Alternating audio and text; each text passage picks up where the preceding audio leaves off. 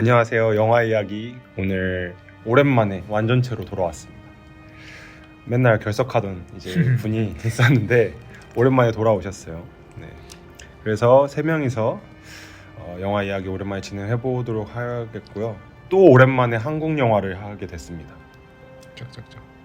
네. 그래서 네, 오늘은 논리와 이성의 역사라는 그 주제를 키워드로 잡고 한 영화를 가져와 봤습니다.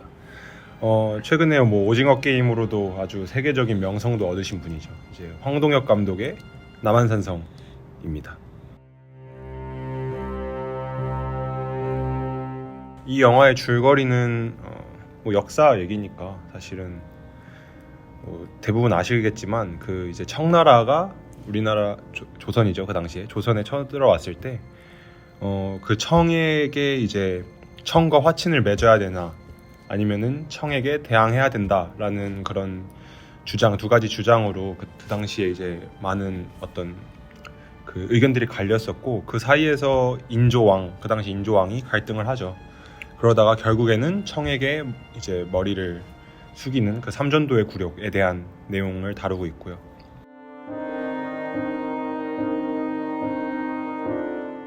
영화 본격적으로 이야기하기에 앞서서 어떻게 보셨는지 좀 들어보겠습니다. 먼저 오랜만에 오신 이제 건희 씨는 어떻게 보셨나요? 영화 자체는 굉장히 재밌더라고요. 몰입도도 좋고 한 2시간 20분 정도 짧지 않은 러닝타임이었는데 시간이 뚝딱 간 것 같고, 근데 굉장히 이제 보면서도 머리가 아프더라고요. 왜냐면 이제 그만큼 몰입도가 좋았다. 제가 그 두 가지 이념이 싸우는 거잖아요. 근데 그거를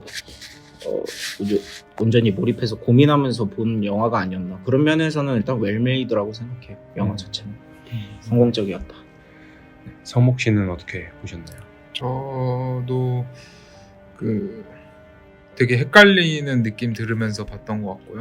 얘가 맞나 싶기도 하고, 나라면 뭐 했을까라는 생각도 하고, 그런 좀 보면서 많은 생각이 드는 영화였던 것 같고, 반면에 저는 생각보다 그렇게 막 몰입도 있게 본 것 같진 않아요. 그냥 좀 주제와 뭐 인물 간의 대립 이런 거에서 몰입도가 있는데, 뭔가 영화적인 측면에서 막 오감이 다 자극되고 그런 전쟁의 상황이 딱 그 와닿는 그런 영화는 조금 아니었던 것 같아서, 오히려 좀 진짜 그 제목처럼 논리와 이성에 치우쳐진 영화라는 게 좀 느껴졌고, 또 소설 원작이다 보니까 뭔가 소설틱한 부분이 많았던 것 같아요.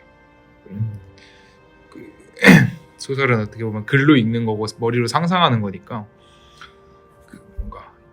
뭔가 소설을 영화화 시켰을 때의 영화가 가져야 되는 메리트가 뭔가 저는 좀 부족하지 않았나 생각이 들었습니다. 저도 사실은 저는 되게 몰입해서 본 쪽이고요. 저는 흔히 역사 영화를 할 때 뭐 이제 후에 더 자세하게 다루겠지만, 감정에 치우친 혹은 감정에 몰입을 해서 그 상황에 되게 빠져들게끔 하는 방법을 뭐 사용하곤 하죠. 왜냐면 너무 과거의 일들이기도 하고 거기에 몰입을 해야 되니까 그 세계에. 근데 그런 방식이라기보다는 조금 더 그 상황을 이렇게 딱 두고 멀리서 이렇게 관조하는 느낌으로 되게 차갑게 이 영화를 바라보는 느낌의 그런 영화였던 것 같아서, 이 사건을. 그래서 저는 되게 전 재밌게 봤습니다. 그러니까 이런 걸 다 떠나서도 그냥 어떤 그 김윤석 배우와 이병헌 배우의 그 이제 이야기들과 또 거기 사이에서 갈등하는 이제 인조의 그런 모습, 이런 것들이 그냥 그 삼각 구도가 되게 흥미로웠어요, 저는. 그래서 저는 전체적으로는 그래도 긍정적으로 본 입장입니다.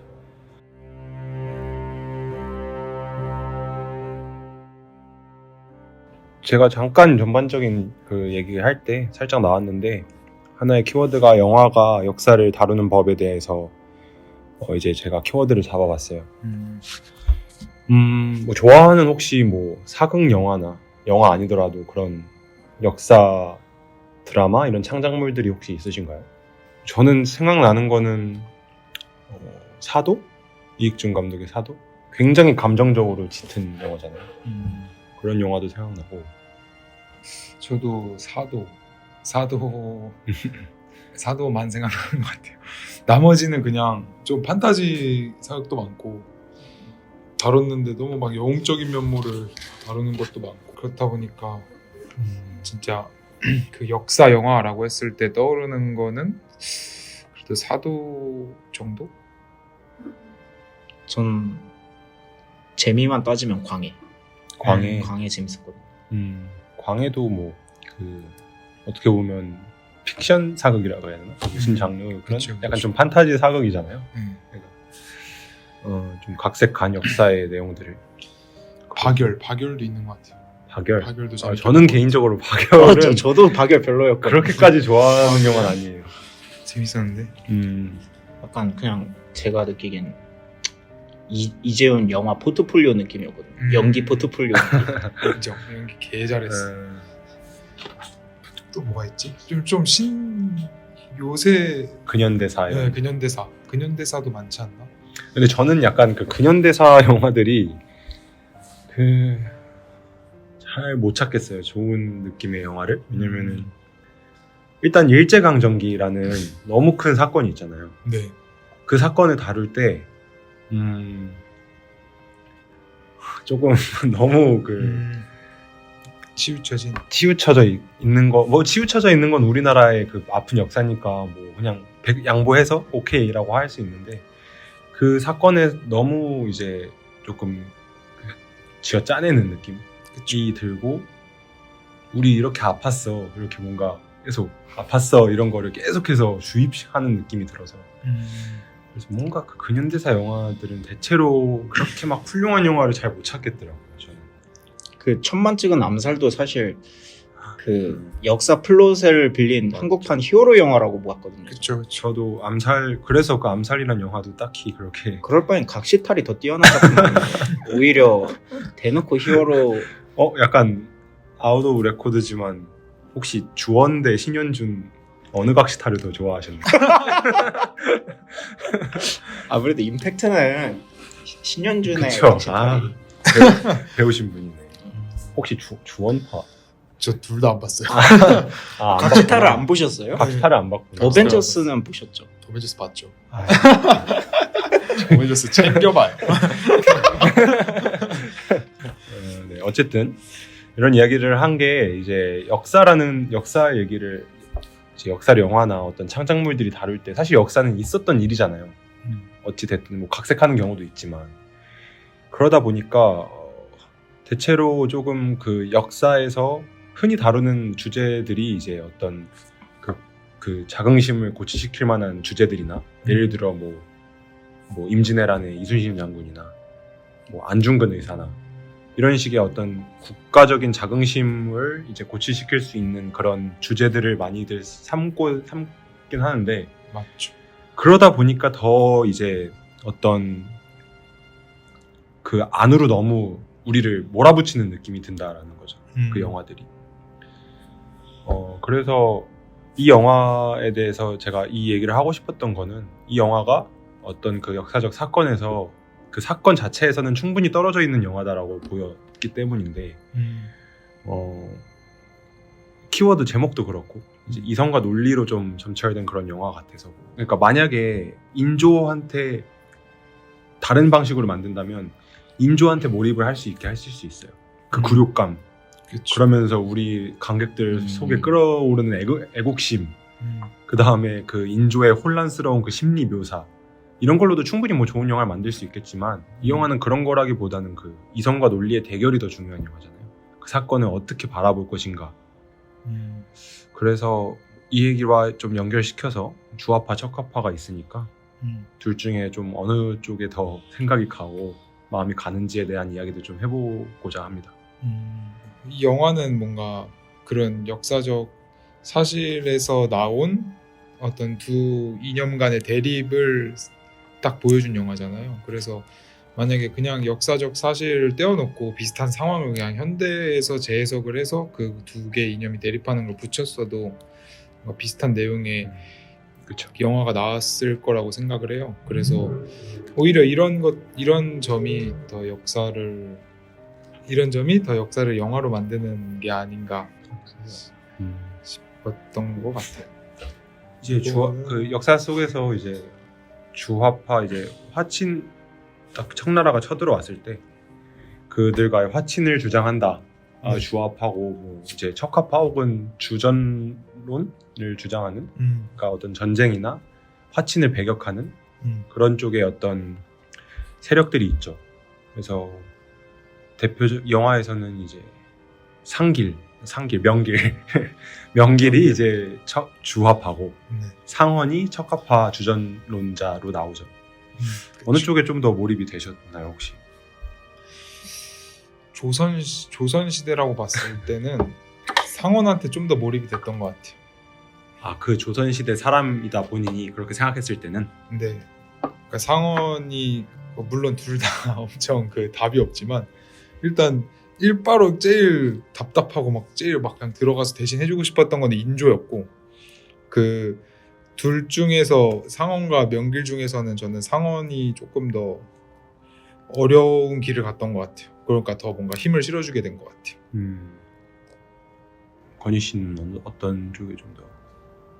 저는 지금 고르라 해도 상원 쪽 고를 것 같긴 한데. 현대로 생각해도. 네, 저는 순전히 그거 때문에 그 유교 사상 그런 뭔가 성리학. 네, 그것 때문에 화친을 거부하는 줄 알았는데, 근데 영화를 보다 보니까 그 청나라가 저희 집 안방까지 쳐들어서 협박을 하는 거잖아요, 사실상. 그렇죠. 근데 제 생각에도 협박에 한번 굴하면 계속 굴해야 돼요. 그렇죠. 이거 보고 생각났던 게 약간 그 장애인분들 지하철 시위하는 거 있잖아요. 저는 그걸 들어주면 안 된다는 입장이거든요. 네. 왜냐하면 좀 민감한 얘기일 수도 있지만 네. 방식이 옳지가 않다. 네. 그렇게 한번 협박식으로 해서 통하면 앞으로 무슨 문제가 생기거나 요구가 생길 때마다 그런 식으로 할 거란 말이죠. 왜냐하면 통했으니까 그때. 그래서 저는 그 한 번 안 꺾이는 게 중요하다 생각해요. 저는 뭔가 제가 개인적인 결정을 내릴 때는 진짜 상원이 100번 맞는 것 같은데 어떤 집단 대 집단의 부딪힘이잖아요. 그리고 누가 봐도 사실적으로 청나라가 강자니까 그 지금 뭔가 장애인에 대한 비유는 장애인은 지금 약자가 그렇게 시위를 하는 거고 이 역사적 이거는 청나라가 엄청 크고 거기에 요구를 들어주냐 마냐를 결정하는 건 사실 조선이 아니었던 게 아니었나 싶어요. 뭐 개인적인 결정을 할 때는 무조건 저는 상원처럼 했을 것 같은데 현대에도 요새는 그런 만약에 집단 대 집단의 결정이다 하면은 현대에는 뭔가 좀 옳지 않은 방법 같기도 한 것 같아서 약간 강자가 협박을 하는 거랑 약자가 시위를 하는 건 다르다. 그쵸 진짜 들어주냐 마냐의 문제인 거죠. 그 약자가 시위를 하면은 근데 강자가 그러면은 이거는 이제 개인이면 그냥 자기 뻗대고 혼자 죽고 끝나겠지만은 집단 대 집단이니까 다 몰살 당하는 거잖아요. 어떻게 보면 그런 점에서 뭔가 차이가 있지 않나 싶어요. 그러니까 약간 건희 씨는 집단 대 집단의 입장에서도 어떤 상대가 요구를 주장하는 방식이나 어떤 상대가 행하는 그런 행동에 대해서 조금 더 강단 있는 모습을 보이고 그랬을 때 만약에 한번 꺾이면은 이제 계속해서 요구를 들어주고 이런 것 얘기를 하셨던 것처럼 그런 어떤 모습을 보여주고 그럼으로써 우리의 어떤 그 딱 중심을 잡고 가야 된다라는 입장이신 것 같고 성목 씨는 뭐 개인 대 개인이라면 그럴 수 있지만 집단 대 집단이라면은 어떤 강자의 입장에 놓인 사람의 행동에 굴할지라도 우리 집단의 어떤 조금 더 그런 미래를 더 보겠다 이런 얘기신가요? 그러면? 그쵸. 어떻게 보니까 명길파가 됐는데 명길 쪽이시죠. 그러니까 현대에서는 그게 맞는 것 같다라고 저는 생각을 하고 조선에서는 또 그게 모르겠어요. 그들의 이제 사상들이 또 네, 다르니까. 아예 그런 부분은 좀 이입이 안 되더라고요. 그런 목숨을 주고서까지 왕이 중요하고 명분이 중요한 시대이니까 어떤 자본이나 뭐 그런 경제성 혹은 효율성의 논리로 돌아가는 사회가 아니다 보니까 100% 적용되는 건 아닌 것 같다라는 생각이 들어서 오히려 상원이 더 어려운 길을 걷는 것처럼 느꼈던 것 같고 네, 현대라면 저는 명길파, 그때라면 상원파. 근데 그때 조선시대로 생각해보면 네. 결국 왕이 국가예요. 그러니까 국가가 왕의 소유란 말이죠. 그렇죠. 그렇게 되면은 왕이 이제 다른 왕한테 고개를 숙인다는 건 국가를 넘겨준다는 뜻이에요. 본인들 국가를.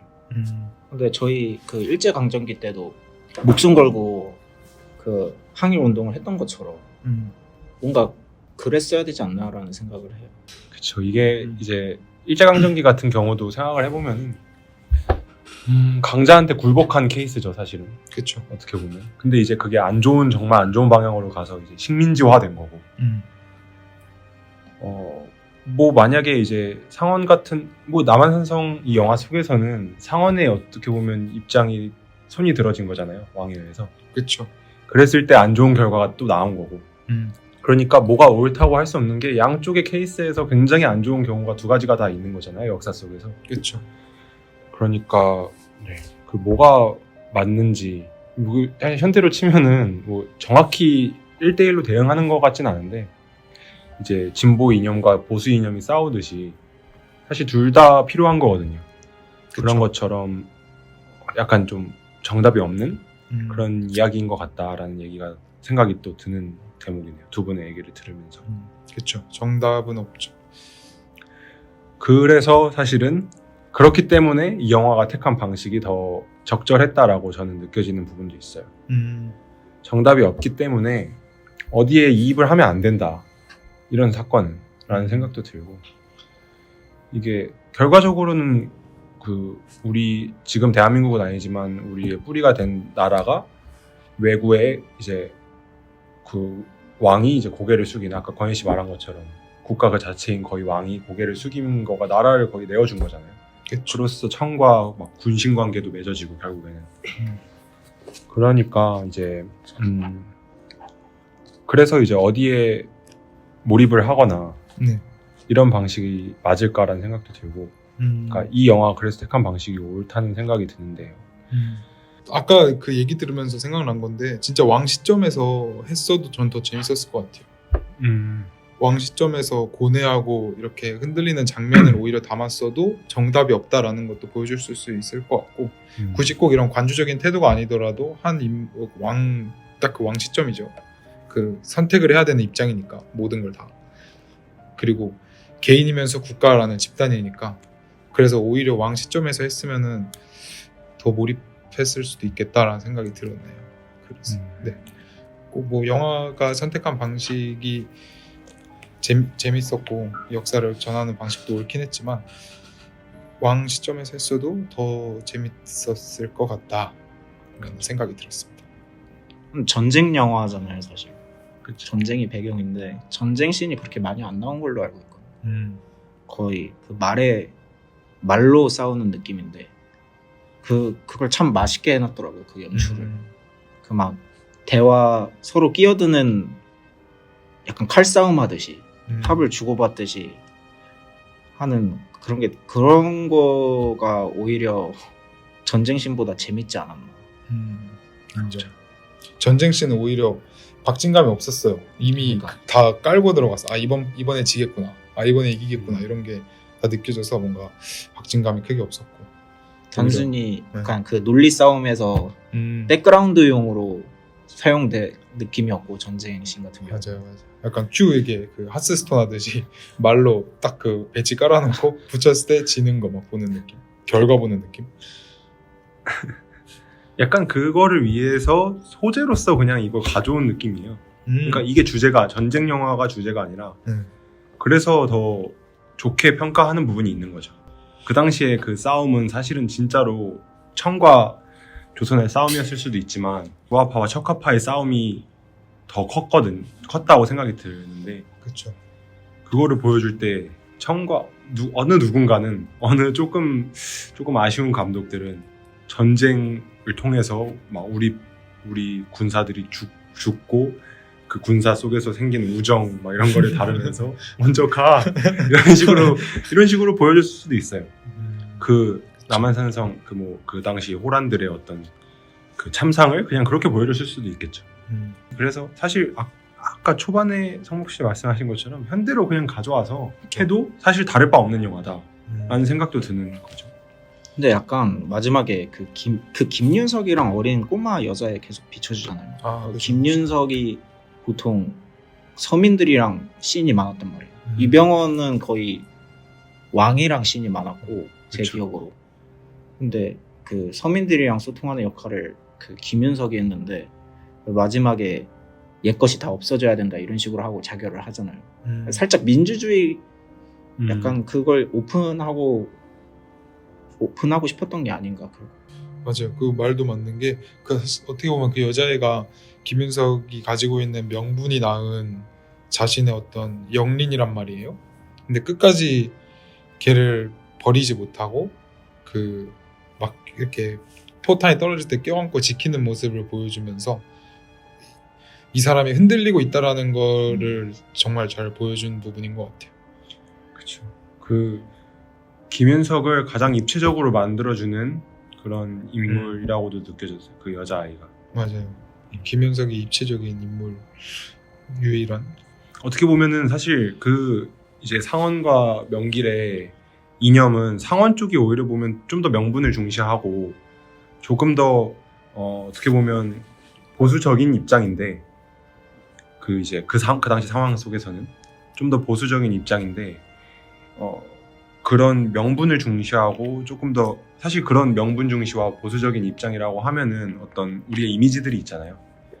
그런데 그치지 않고 건희 씨 말씀하신 것처럼 서민들이나 그 여자아이나 혹은 뭐 이제 군사들 정말 그냥 하급 병사들 쫄병들까지도 막 대화하면서 힘든 거 막 챙겨주고 이런 모습들이나 또 거기서 또 갈등하는 그런 모습들 이런 것들이 되게 입체적으로 상원을 만들어주는 그런 장치들이 아니었는가. 그래서 더 뭔가 어렵더라고요. 사실은 현대적인 시점에서 봤을 때는 명길의 말이 조금 더 현대적인 시점에서는 논리적으로 보이죠. 왜냐면 우리는 그런 대의 명분에 대한 큰 그런 어떤 기억이나 그런 게 없으니까. 그렇죠. 그런데 살짝 그렇기 때문에 오히려 감독이 살짝 상원의 그런 모습을 더 입체적으로 만들어준 것 같기도 해요. 동등한 싸움을 하라고. 현대 관객들이 볼 때. 그렇죠. 그런 그런 걸 수도 있겠네요. 근데 그 실제 역사에서는 상원이 그렇게 안 죽는다고 하더라고요. 이게 소설에서 각색된 내용이라고 들었는데. 근데 그렇게 죽어야 이제 너무 멋있더라고. 맞아, 멋있었어. 연기를 너무 잘해. 딱 그렇게 뭔가 본인이 결과적으로 본인 말대로 안 듣잖아요. 하고 그 계속해서 그 서민들이랑 이제 대화를 하면서 본인도 흔들렸던 것처럼. 그러니까 그 와중에 나중에 자기 스스로 책임을 지는 뭔가 자기가 말했던 거에 대해서 소신에 대해서 멋있더라고요. 딱 그 동틀 때까지 봉화 쪽 지켜보는 장면이. 그러네. 상원이라는 사람은 좀 더 어떤 그 당시 선비에 가까운 느낌이 들어서 그랬을 때 더 적합한 어떤 결론 같은 느낌도 드네요. 거기서 이제 살 길을 도모하고 혼자 그랬다면은 확 깼을 것 같긴 해요. 갑자기 그 마지막에 조정 다시 들어가잖아요. 왕. 맞아. 거기에 옆에 상원이 있으면 머쓱하게 막. 근데 조금 무책임하다는 생각도 살짝 들긴 해요. 그 이제 어떻게 보면 상원의 말이 손이 들어져서 그런 일들이 일어났는데 그런 사람이었으니까라고 이해는 해도 회피한 걸 수도 있으니까. 사실 상원의 말로 그 손이 들어지긴 했지만 또 그 절대적인 또 악이 존재하잖아요. 영상대감이랑 격서 없애자, 격서 가져온 애 죽이자 막 하는 애들. 그런 악들이 처단된 느낌? 오히려 전쟁이 일어나면서 좀 그런 부분들이 조금 아쉬웠던 것 같아요. 클리셰로 어떤 악당이나 괜히 그 대장장이 나오면서 그 대장장이 동생의 막 전쟁 장면 이런 것들이 물론 영화적인 요소로 들어갔겠지만은 몰입이 깼던 것 같아요. 둘 중에 한 명만 있었어도 될 것 같아요. 대장장이 형제나 아니면 그 꼬마 여자 둘 중에 하나만 있어도. 근데 약간 좀 더 극적으로 만들고 싶어서 둘 다 쓰지 않았나. 영화에서 롤이 비슷한 것 같아요. 그 형제랑 그 여자랑. 그리고 그 형제 이제 동생이 막 딸 그 전쟁 같이 하는 아저씨 딸 결혼시켜주겠다고 하다가 대포로 갑자기 그 아저씨 죽잖아요. 그런 장면들이 진짜 좀 그 전쟁 영화 클리셰 이런 거 들어갔던 부분이 많았던 것 같아요. 그리고 이제 낫으로 딱 기어 올라갔는데 극적으로 막 살고 막 이런 거. 솔직히 대포 터질 줄 알았어요. 그 아저씨 죽을 것 같더라고요. 대화하는데. 딸 얘기 했다고 그 하면 사망 플래그 이런 거 해서 전쟁 영화에서는 절대 가족 얘기를 해서 안 돼요. 이런 영화라서 오히려 그런 클리셰들이 더 이렇게 눈에 띄는 느낌도 있는 거죠. 사실은 클리셰라는 게 되게 좋은 영화적 장치기도 해요. 어떤 영화적인 재미를 불어넣어줄 수 있는 공식 같은 거니까. 그렇죠.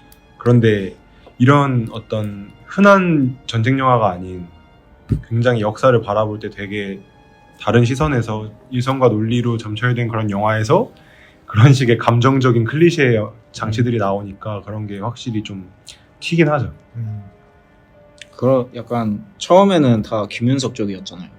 칸 그렇죠, 오기 그렇죠. 전까지. 네. 칸 오고 다 이병헌 쪽으로 붙잖아요. 근데 그런 간신배들이 있어야 그렇죠. 사실 영화상에서 그 두 영웅이 돋보이니까. 그렇죠. 그게 또 말이 되죠. 그래야 조정이 다 중심만 있는 게 말이 안 되지. 저는 그런 간신들과 여자아이와 그 형제 존재까지는 오케이인데 아까 말씀하신 그런 장면들이 아쉬운 게 있는 거예요. 그들이 뭐 어떤 역할을 해줄 수는 있는데 영화에서 그런데 그런 어떤 전쟁 영화에서 볼 수 있는 어떻게 관객들이 어떻게 하고 그렇게 몰입할 수 있을 만한 클리셰들이 등장하는 게 참 좀 안 어울리는 느낌은 확실히 있는 것 같아요.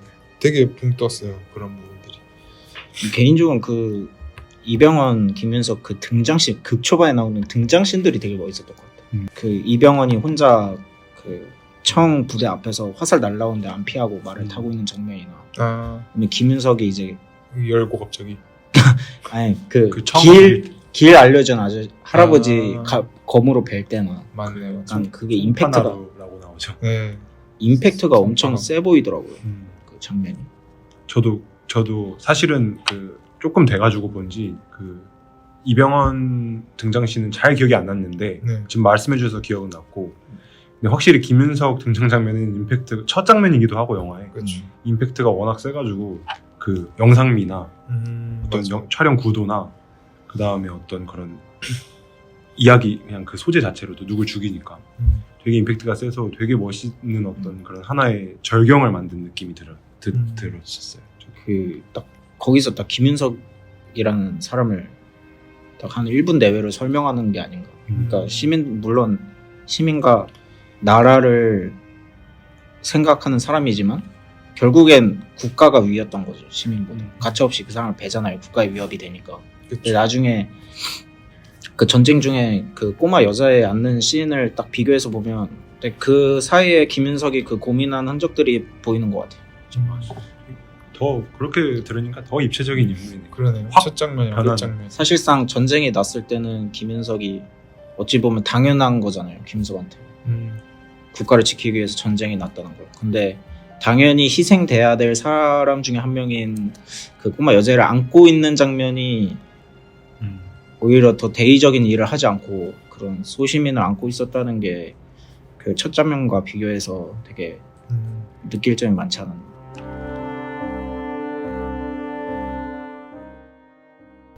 그 뭐 약간 연기적인 얘기들도 좀 해볼까요? 그 건희 씨가 계속 말씀해주신 것처럼 조금 김윤석이 주인공처럼 느껴져요. 사실은 모두가 주인공인 것 같긴 한데 그러니까 좀 비춰지는 인물들은 좀 주의 깊게 비춰지는 인물들은 대체로 다 주인공 같긴 한데 뭔가 김윤석이 어떤 첫 장면과 끝 장면에서의 그런 변화나 그런 것들과 또 여러 가지 의미로 좀 주인공 같다는 느낌도 들고 어떻게 그 뭐 연기 되게 좋지 않았나요? 연기 대체적으로. 네 일단 제일 좋아하는 배우였고 김윤석이 너무 그 특유의 일정한 톤과 그렇지 못한 눈망울 그걸 되게 좋아하는데 그런 게 아주 잘 나왔던 것 같아요. 이병헌도 옆에서 합 엄청 잘 맞추고. 약간 그 김윤석 배우를 보면 살짝 그 덩치 큰 불독 같은 그런 느낌이 들어요. 생긴 것도 약간 그러고. 맞아. 그 통과제리 회색 불독. 아 스파이크 딱 그런 느낌. 대체로 다 모든 배우들의 연기가 좋았던 것 같아요. 그 대장장이 동생 동생 이다윗인가? 이다윗 배우. 처음에 조금 워낙 톤이 다르니까 다른 사람들하고 싶었는데 나중에 보니까 잘하는 것 같고 맡은 역할로.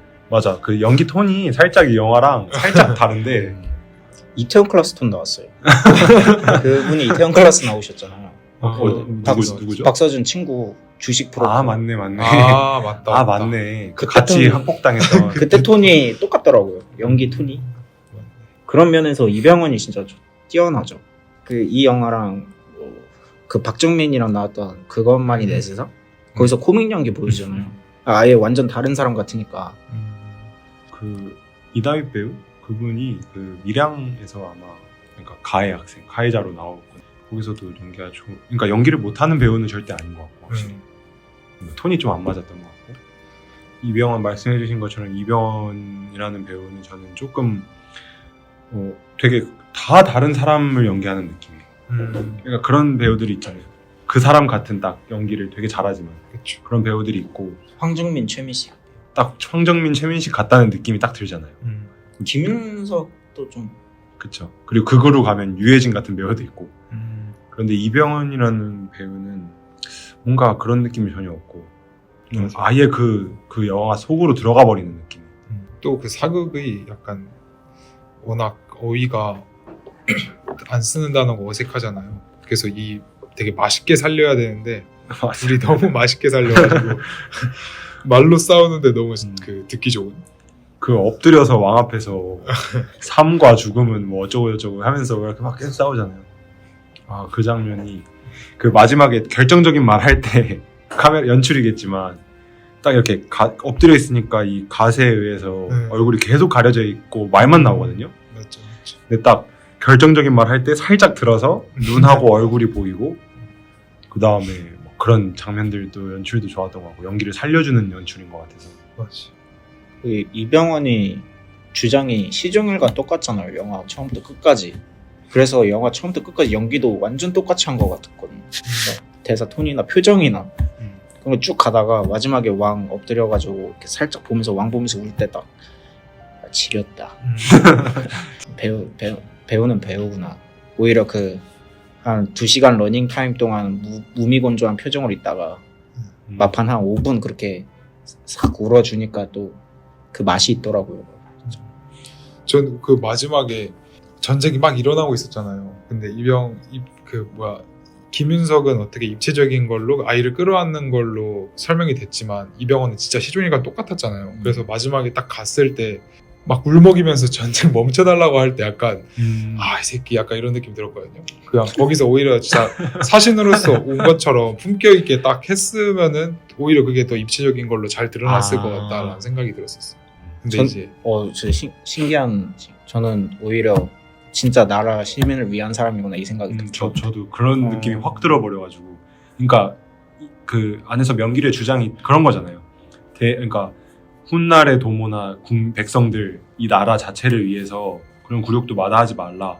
조금 더 어떤 휴머니즘적인 그런 사람처럼 느껴지는데 오히려 그때 사신처럼 진짜 약간 무덤덤하게 왔으면 자기 주장이 옳다는 걸 증명하기 위해서 약간 그래 왔던 사람처럼 보였을 것 같아요. 저는. 근데 그렇게 하면 안 돼. 약간 참으면서 막 슬퍼. 근데 난 사신이야. 약간 이렇게 참으면서 보였다면 진짜 쌉베스트였다라는 생각이 들었어요. 어쩌면 보면서. 친청파였을 수도 있어요. 조우진이랑 한동석. 맞아. 그런 조우진 배우나 진성규 배우도 나오고 그런 허성태 배우. 배우도 나오고 그런 분들도 다 좋았고 저는 박해일도 그 박해일 특유의 그게 있어요. 약간 그 흔들리는 사람을 표현하는. 약간 헤어질 결심에서도 좀 약간 맞아요. 비슷한 것 같은데. 아니 이게 뭐 특별한 무언가를 안 해도 약간 그냥 변태 눈깔. 흔들리는 눈과- 연기자라는 것 같아요. 눈과 그 톤과 약간 살짝 먹는 듯한 그 톤과 살짝 미묘한 그 떨림들이 되게 그 흔들리는 사람을 잘 표현하는 거 고민하는 캐릭터랑 되게 잘 맞는 것 같아요. 맞아요. 되게 소년스러우면서도 뭔가 섬뜩한 얼굴도 있고 맞아. 되게 이런 걸 잘 표현하는 거. 그 김윤석이랑 그 이병헌이 카리스마가 엄청 세잖아요. 근데 박해일은 약간 선이 연하다 보니까 진짜 그런 역할에 더 잘 맞는 것 같아요. 맞아. 이미지가 연해서 인정. 김윤석이 흔들리면 좀 줏대 없다는 생각 들었을 것 같아요. 맞아. 근데 또 그들만의 방식으로 되게 잘 했을 것 같긴 해요. 연기를 워낙 잘하니까. 근데 박해일은 그냥 사람 자체에서 나오는 게 있어요. 약간 캐스팅도 다 너무 좋았던 것 같아요.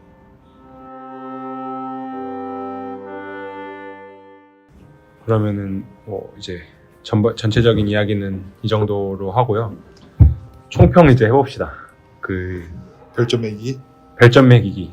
저희 제일 기대되는 시간이기도 하고 제일 기다려져. 별점과 전체적인 평가를 그러니까 어떤 좀 꼭 한 줄이 아니어도 전체적인 평가를 해주셨으면 좋겠고 누구부터 하실래요? 저부터 할까요? 네. 저는 굉장히 좋아하는 영화지만 네. 아쉬운 점도 꽤 있다. 아까 말한 성목 씨가 말씀하신 부분들이나 이런 것들. 그래서 고민이 좀 되는데 4.0으로 할게요. 딱 4.0. 저 할게요. 그러면 저는 이건 왓챠 추천해서 저한테 예상 3.5 줬거든요. 그 정도다 또. 근데 얼추 맞추는 것 같아요. 한 3.6? 대체로 3.6. 왓챠 평가 남기는 분들이 조금 영화를 그래도 좋아하는 분들이고 조금 뭐 대중적인 어떤 눈도 있고 그래서 대체로 맞는 것 같기도 해요. 그런 분들이 적절히 섞여 있으니까. 저는 3.6. 조금 더 높네. 네. 그거보다 3.5보다 재밌었던 것 같은데. 뭐 거기서 거기긴 하지만 여튼.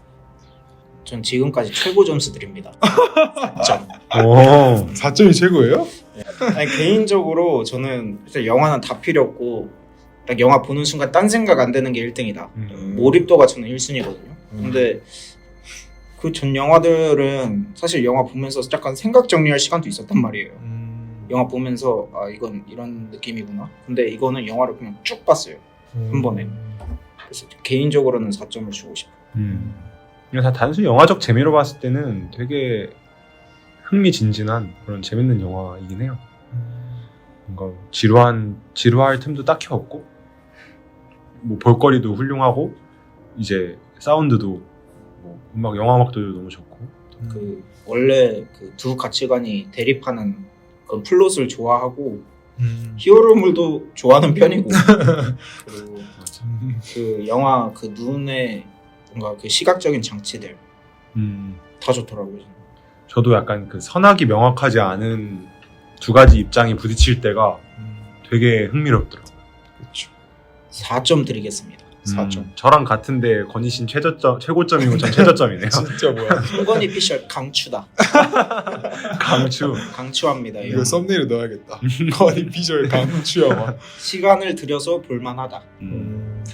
사실은 최근에 한 달 좀 안 됐는데 이제 그 영화 음악의 이제 거장인 류이치 사카모토라는 음악가가 얼마 전에 별세를 하셨잖아요. 그렇죠.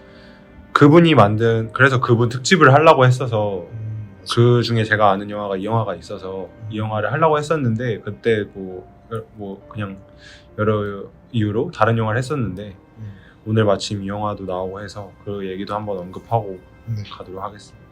그래서 음악도 되게 좋고 이 분위기를 잘 살려주는 그래서 남한산성에 대한 이야기를 뭐 여기까지 이제 하죠. 꽤 오랜 시간 얘기를 했네요. 논리와 이성의 역사 오늘 주제로 고리타분 영화 이야기 남한산성에 대해서 이야기를 해봤습니다. 다음 주는 오랜만에 또 토론회 하드보일드 토론회로 돌아오고 그 다음 주에 영화 이야기로 돌아오죠. 네. 그때 또 더 재밌는 영화 들고 오겠습니다. 감사합니다.